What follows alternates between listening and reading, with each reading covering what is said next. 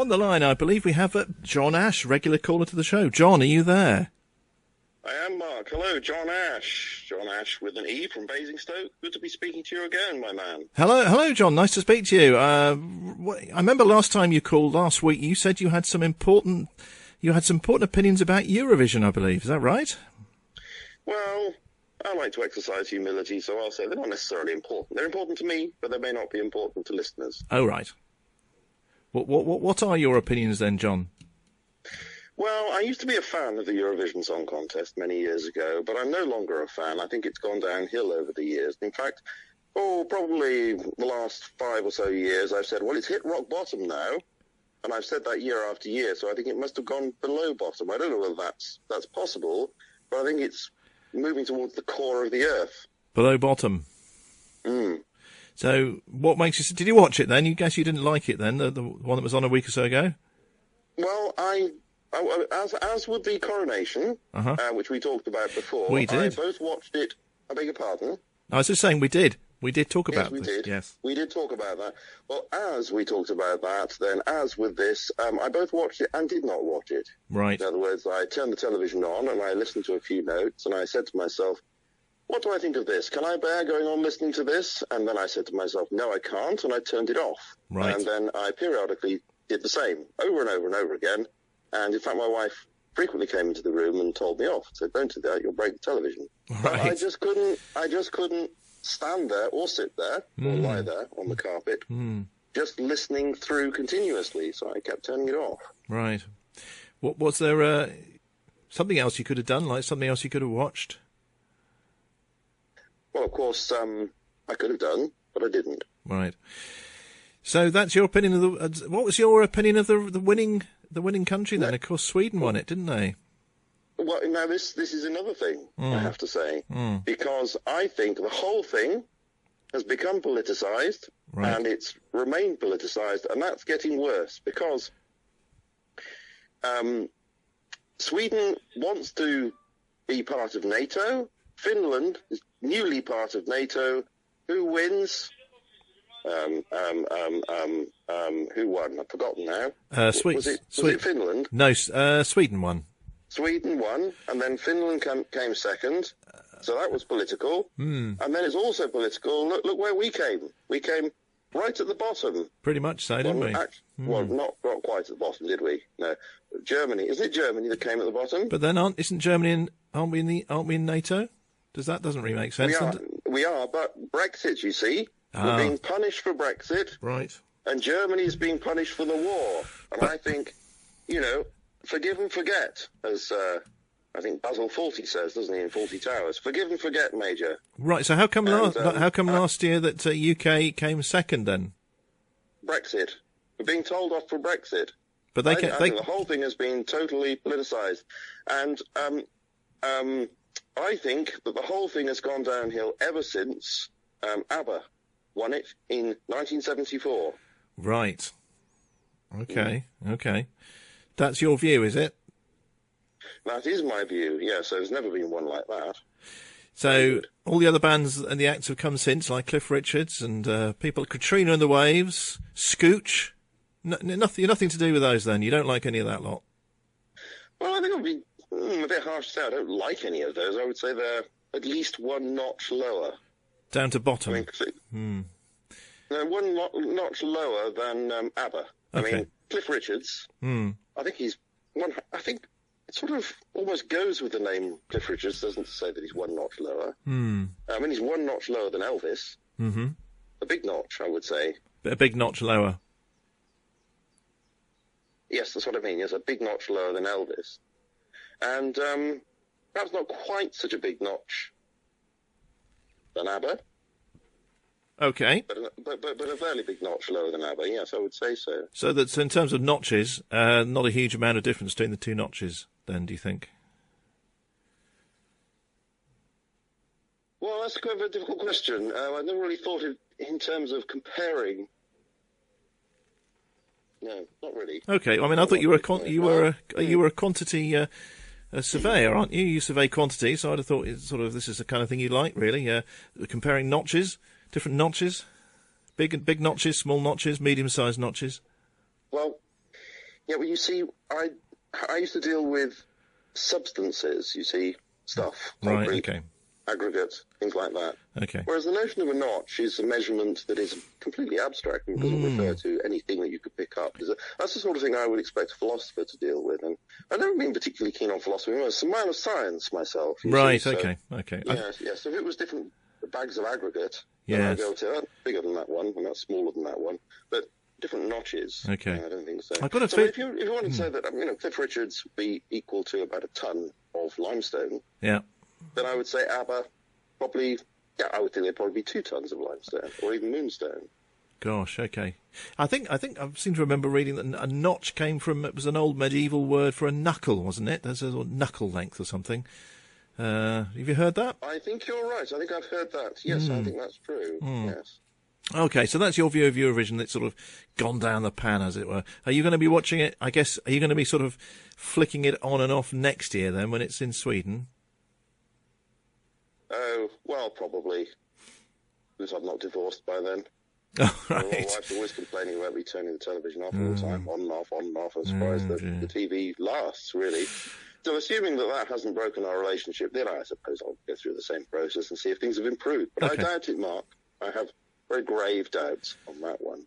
Okay. Even more political, I should think. Oh, well, that's a shame. Bring back ABBA, that's what I say. Sorry? Bring back ABBA, that's what I say. Bring them back. Okay, well, there's an idea. I mean, yes, but if they came back, do you think they would probably not be as good as they were back in, when was it, 74 or something? I'm not sure they'd be as good. 74, that's when they won Eurovision, you see. Yeah. With Waterloo. No, they wouldn't be as good. I mean, this is always the case with these bands, isn't it? When they come back when they're extremely elderly, and they're not as good. I mean, did you see the Rolling Stones a few years back? They weren't as good, were they, when they came back? No, I mean, they're always coming back, aren't they, the Stones?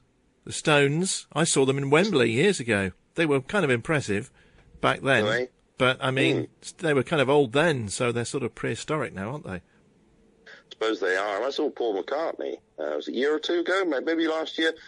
His voice isn't what it used to be. The same with Paul Simon. Saw a concert of his a few years ago. His voice isn't what it used to be. You see, this is age. It happens to us all, Mark.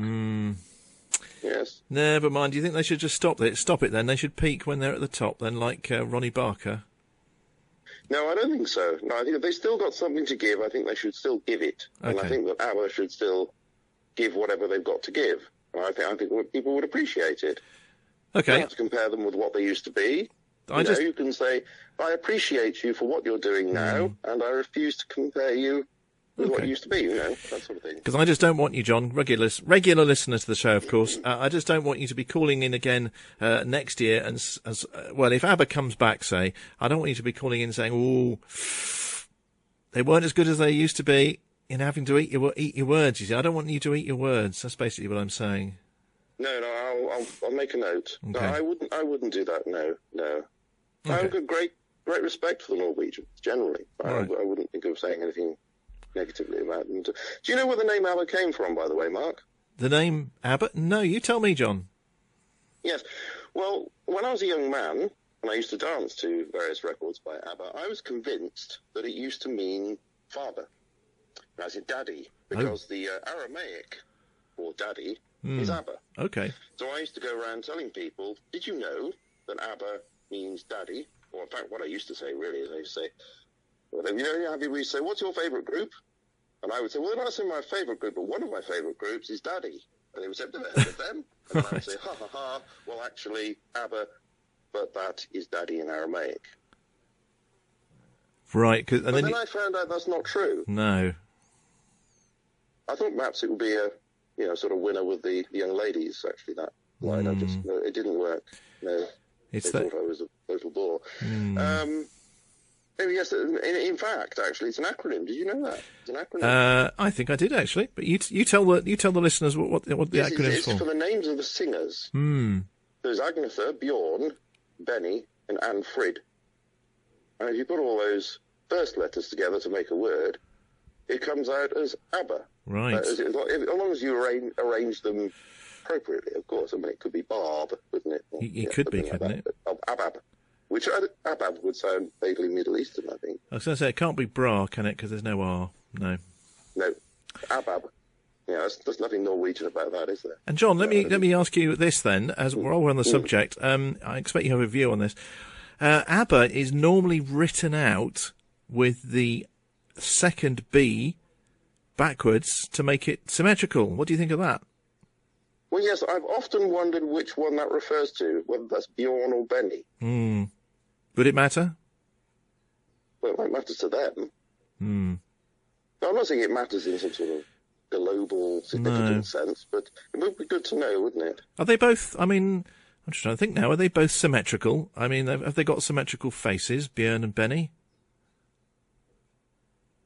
Well, they're quite good looking, and I've heard it said that people who are good looking do have symmetrical faces. Right. Right, well, that's got anything to do with it, really. No. Okay, John, well, that's interesting views on Eurovision, of course, a regular listener to the show. And have you got a song you'd like us to play for you? Yes, I'd like you to play Dancing Queen, please, since we were talking about the Queen last time. Oh, right. The Queen, our Queen, still the Queen as far as I'm concerned. So I thought that something I used to dance to as a young man by ABBA would be Dancing Queen. See how I put those two things together quite cleverly there, you see?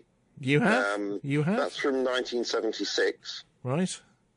They're my favourite Norwegian group, and yeah, that would be great if we could play that. Absolutely. I'd very much enjoy that, and I'd like to dedicate that to Maud this week. Maud. Okay, that's lovely, John. We will do that for you. And dare you be dancing to it now if I play it? Will you be standing in your living room and giving a little twirl, as it were? No, I'm afraid of a bit of a problem with my back again this week, which I repeat, my dog thinks something to do with the pogo stick. Just does not know what he's talking about. It's nothing to do with that. Although, yes, I have been using it recently, but no, it's a coincidence. Okay. Well, look, take care of yourself, John. Thank you for your views on Eurovision. I have some bad news for you, though. I won't be here for the next couple of weeks. Oh. So you're going to have to rein yourself. I know. I'm sorry. I'll be with you in spirit, but I'm afraid I won't be here because I'm away. So, but I will be back in 3 weeks' time. Oh, where are you going? Anywhere nice? Isle of Wight. Oh. So let's play Dancing Queen for you now. All right. And yes, thank you. Yes, thank you very much. Can I phone into any of your colleagues? Of course you can. Absolutely. Actually, no, I don't think I will. I think we have a bit of a relationship here. I wouldn't wish to jeopardise that. Okay. No. All right, yes. John. Well, it's lovely to hear from you again. And this one is for you. Well, for Maud, isn't it? No, is it for Maud? I think it's Maud, isn't it? Please, Maud. Yes. Yep. Well, and I can make it for Molly as well. Go for it. As I'm not here next week, let's do them both today, shall we? Yes. Okay. All right. Yes, thank you very much. Well, perhaps... thank you very much, Mark. It's good to speak to you, and I hope you have a nice holiday on the Isle of Man, and that you come back nice and bronzed and sort of Mediterranean experience.